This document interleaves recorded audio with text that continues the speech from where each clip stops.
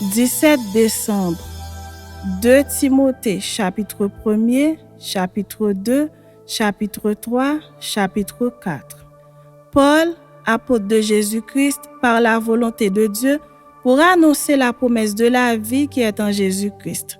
À Timothée, mon enfant bien-aimé, que la grâce, la miséricorde et la paix te soient données de la part de Dieu le Père et de Jésus-Christ notre Seigneur. Je rends grâce à Dieu que mes ancêtres ont servi et que je sers avec une conscience pure de ce que nuit et jour je me souviens continuellement de toi dans mes prières, me rappelant tes larmes et désirant te voir afin d'être rempli de joie, gardant le souvenir de la foi sincère qui est en toi, qui habita d'abord dans ton aïeul Loïs et dans ta mère Eunice et qui, j'en suis persuadée, habite aussi en toi. C'est pourquoi je t'exhorte à ranimer le don de Dieu que tu as reçu par l'imposition de mes mains. Car ce n'est pas un esprit de timidité que Dieu nous a donné, mais un esprit de force, d'amour et de sagesse. N'aie donc point honte du témoignage à rendre à notre Seigneur, ni de moi son prisonnier.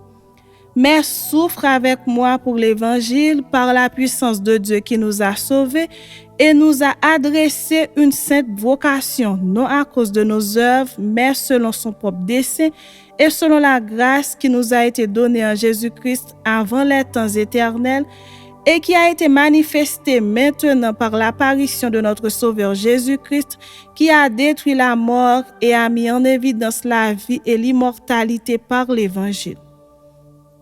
C'est pour cet évangile que j'ai été établi prédicateur et apôtre chargé d'instruire les païens. Et c'est à cause de cela que je souffre ces choses. Mais j'en ai point honte car je sais en qui j'ai cru et je suis persuadé qu'il a la puissance de garder mon dépôt jusqu'à ce jour-là. Retiens dans la foi et dans la charité qui est en Jésus-Christ le modèle des saines paroles que tu as reçues de moi. Garde le bon dépôt par le Saint-Esprit qui habite en nous. Tu sais que tous ceux qui sont en Asie m'ont abandonné, entre autres Phygèle et Hermogène, que le Seigneur répande sa miséricorde sur la maison d'Onésiphore, car il m'a souvent consolé et il n'a pas eu honte de mes chaînes. Au contraire, lorsqu'il est venu à Rome, il m'a cherché avec beaucoup d'empressement et il m'a trouvé. Que le Seigneur lui donne d'obtenir miséricorde auprès du Seigneur en ce jour-là. Tu sais mieux que personne combien de services il m'a rendu à Éphèse. Chapitre 2. Toi donc, mon enfant, fortifie-toi dans la grâce qui est en Jésus-Christ. Et ce que tu as entendu de moi en présence de beaucoup de témoins, confie-le à des hommes fidèles qui soient capables de l'enseigner aussi à d'autres. Souffre avec moi comme un bon soldat de Jésus-Christ. Il n'est pas de soldat qui s'embarrasse des affaires de la vie s'il veut plaire à celui qui l'a enrôlé. Et l'athlète n'est pas couronné s'il l'a combattu suivant les règles. Il faut que le laboureur travaille avant de recueillir les fruits. Comprends ce que je dis, car le Seigneur te donnera de l'intelligence en toutes choses. Souviens-toi de Jésus-Christ, issu de la postérité de David, ressuscité des morts selon mon évangile, pour lequel je souffre jusqu'à être lié comme un malfaiteur.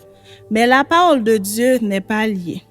C'est pourquoi je supporte tout à cause des élus, afin qu'eux aussi obtiennent le salut qui est en Jésus-Christ avec la gloire éternelle. Cette parole est certaine, si nous sommes morts avec lui, nous vivons aussi avec lui. Si nous persévérons, nous régnerons aussi avec lui. Si nous le renions, lui aussi nous reniera. Si nous sommes infidèles, il demeure fidèle, car il ne peut se renier lui-même. Rappelle ces choses en conjurant devant Dieu qu'on évite les disputes de mots qui ne servent qu'à la ruine de ceux qui écoutent. Efforce-toi de te présenter devant Dieu comme un homme éprouvé, un ouvrier qui n'a point à rougir, qui dispense droitement la parole de la vérité. Évite les discours vains et profanes, car ceux qui les tiennent avanceront toujours plus dans l'impiété et leur parole rongera comme la gangrène.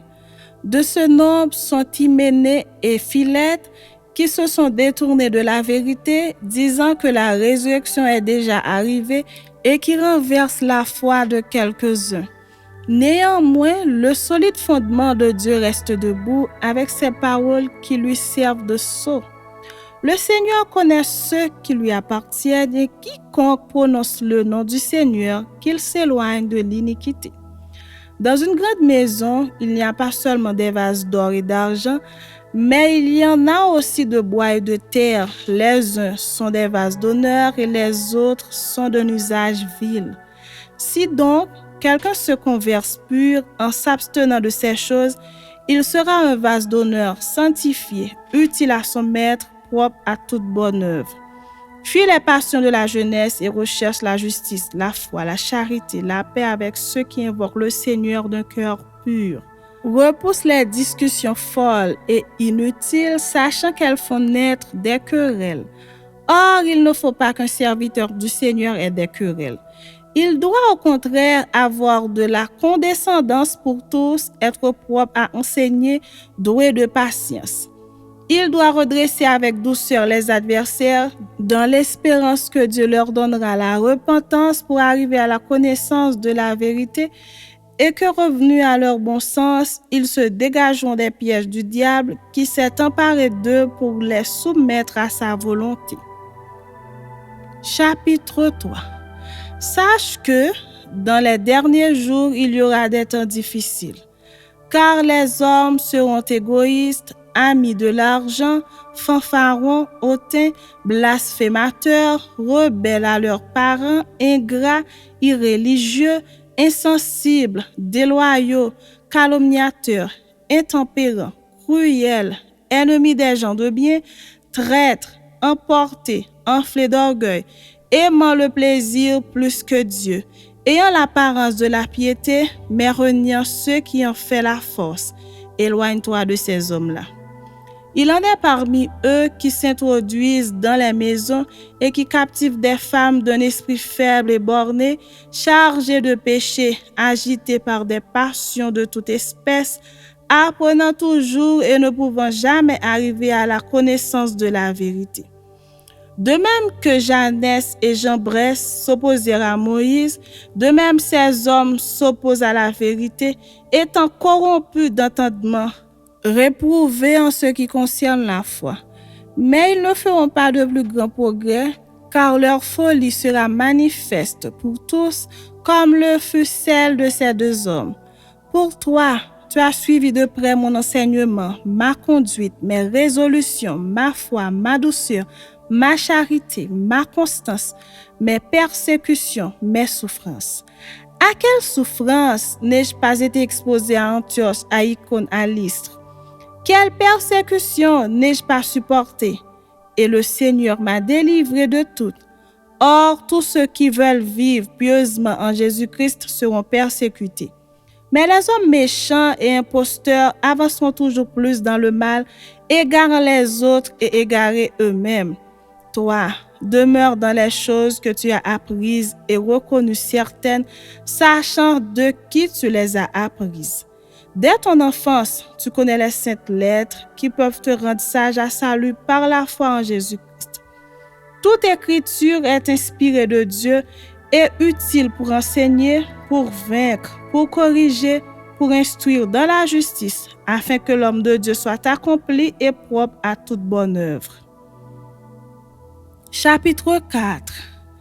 Je t'en conjure devant Dieu et devant Jésus-Christ, qui doit juger les vivants et les morts, et au nom de son apparition et de son royaume, prêche la parole, insiste en toute occasion, favorable ou non, reprend, censure, exhorte avec toute douceur et en instruisant.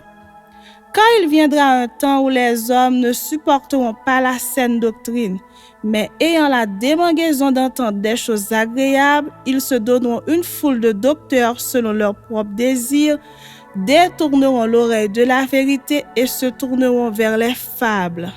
Mais toi, sois sobre en toutes choses, supporte les souffrances, fais l'œuvre d'un évangéliste, remplis bien ton ministère.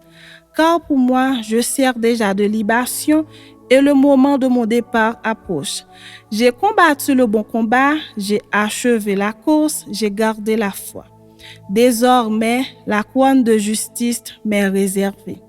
Le Seigneur, le juste juge, me le donnera dans ce jour-là, et non seulement à moi, mais encore à tous ceux qui auront aimé son avènement.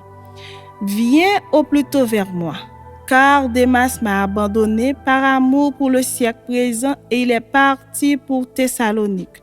Crescent est allé en Galatie, Tite en Dalmatie. Luc seul est avec moi. Prends Marc et amène-le avec toi, car il m'est utile pour le ministère. J'ai envoyé Tychik à Éphèse. Quand tu viendras, apporte le manteau que j'ai laissé à Troas chez Carpus et les livres sur tous les parchemins. Alexandre, le forgeron, m'a fait beaucoup de mal. Le Seigneur lui rendra selon ses œuvres. Garde-toi aussi de lui, car il s'est fortement opposé à nos paroles. Dans ma première défense, personne ne m'a assisté, mais tous m'ont abandonné. Que cela ne leur soit point imputé, car le Seigneur qui m'a assisté et qui m'a fortifié, afin que la prédication fût accomplie par moi et que tous les païens l'entendissent. Et j'ai été délivré de la gueule du lion. Le Seigneur me délivrera de toute œuvre mauvaise et il me sauvera pour me faire entrer dans son royaume céleste. À lui soit la gloire au siècle des siècles. Amen. Salut Prisca et Aquilas et la famille d'Onésiphore. Eraste est resté à Corinthe et j'ai laissé Trophime malade à Milet. Tâche de venir avant l'hiver. Eubulus, Pudens, Linus, Claudia et tous les frères te saluent. Que le Seigneur soit avec ton esprit, que la grâce soit avec vous.